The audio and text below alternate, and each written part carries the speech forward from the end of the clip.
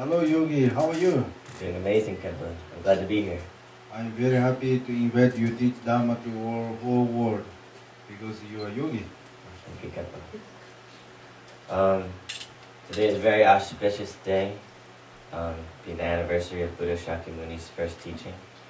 So I'm just going to talk a little bit about Buddhism in general, and that I want to differentiate it from, I think, what most people think of as a religion. It's kind of hard to put in a box what Buddhism is. But essentially, Buddhism is positive thinking.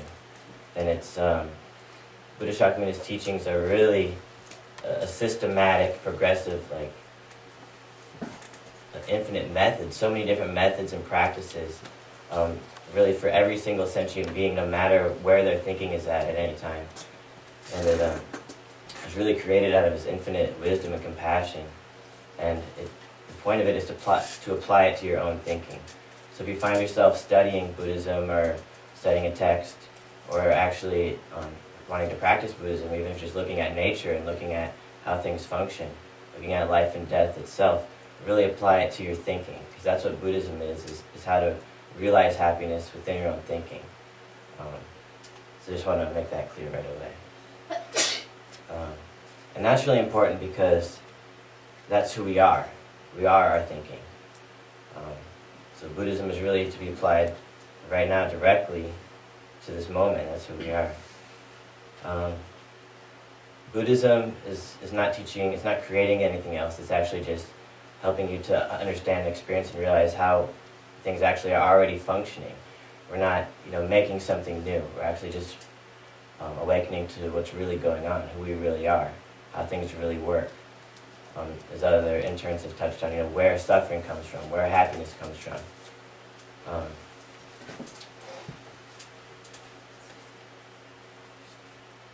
And one good way to come at this is that I think a lot of us, always, every moment, we have an idea that there's this thing called linear time that exists.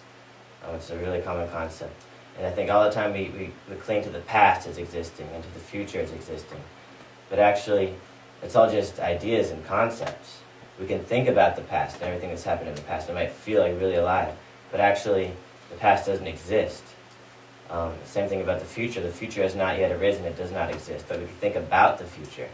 So if you look at what's actually going down there, we're thinking about the past, we're thinking about the future. But that thinking is actually taking place right now, in the present moment. So if we take our idea of linear time and actually keep cutting it shorter and shorter and shorter, we could actually get down to what really does exist. At least seems to exist. Linear time, the past and the future, if you look, it doesn't even seem to exist. It's really just delusional ideas that we think that exist. So you cut down to the present moment. The present moment, if you could divide it, you're not there yet. You keep dividing further and further and further. The present moment is so small it almost doesn't exist. And that's us. That's our thinking. That's, we cut it down too small, but actually it's infinitely powerful. It's each of our present moment thinking is actually our own whole universe with infinite potential and possibility. To give you a little bit idea about present moment, there's actually more moments in a second than there have been seconds since the Big Bang. So if that gives you an idea about the potential of the present moment of our thinking. So the past doesn't exist and the future doesn't exist because it has not arisen yet. The past is gone. We're in the present moment. But how we think about the past and how we think about the future, how we think about them now in the present moment, affects right now. It affects our reality, it affects our happiness, it affects our suffering. So if you just remember who is thinking about the future, that's actually you, that's the present moment. And also what you think right now in this present moment affects the future. So to discuss that, we have to talk about reincarnation. We have to talk about karma. So this present moment is so small, almost doesn't exist, and that is our thinking. That is us. That's who we are. We are I am single present moment thinking only. And we actually reincarnate into the next present moment. And the way this is done is through karma. Right now, every thought I think, it's either positive or negative, and different degrees of that. And every thought creates an imprint. So even though the past is gone, the imprint reincarnates. That is what reincarnates. This present moment thought, I think, this whole karmic system will make an imprint, and that is gone but reincarnates into the next present moment. So, negative karma creates, it reincarnates or ripens into the next present moment. Your whole karmic system ripens into the next present moment as your perception of phenomena, as your reality in that moment. So negative thinking creates negative karma. Negative karma ripens as impure perception, which is going to cause you to suffer because you're not going to see how things really are. You're not going to know who you really are. Positive thinking creates positive karma. And this ripens and reincarnates into the next present moment as pure perception. You actually see things more clearly as they are.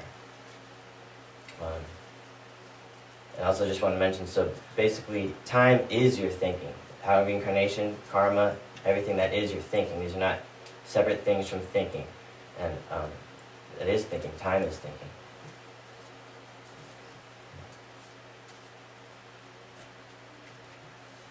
So another aspect of thinking, of the present moment, is choice.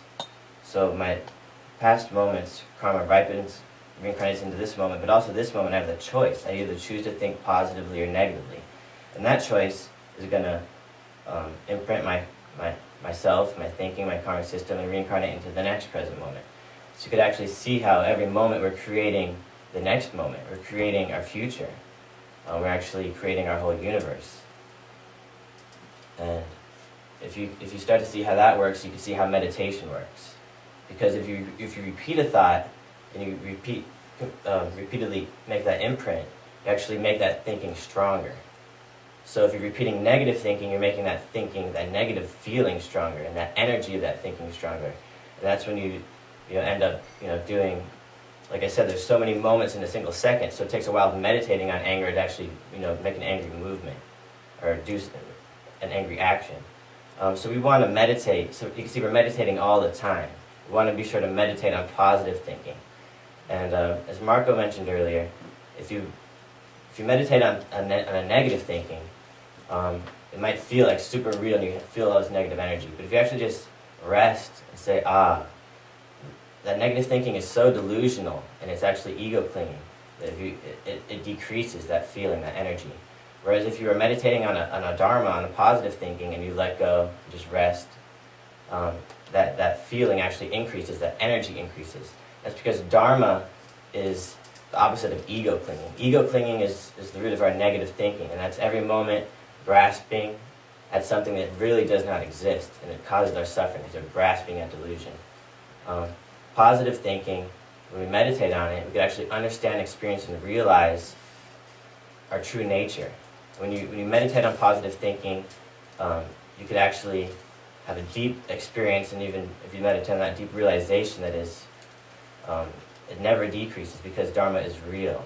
And so that's what these Buddhist teachings are, is showing you how to think the right way and cut your ego clinging, which is just clinging at this idea of a separate individual self, which does not exist. It goes against present moment thinking. It goes against how we're all causes and conditions for each other. And it goes against everything we're going to talk about in these teachings, impermanence and our interconnectedness. So practice positive thinking, you'll see who you really are, and you'll be happier and help everybody become truly happy forever, which is our true nature. Because this thing we cling to that makes us suffer actually never existed. So thank you for tuning in. Thank you very much teaching Yogi, and continue learn Dharma and teach Dharma. Thank you so much. This world needs law teaching, and please teach Dharma. Thank you so much, Captain.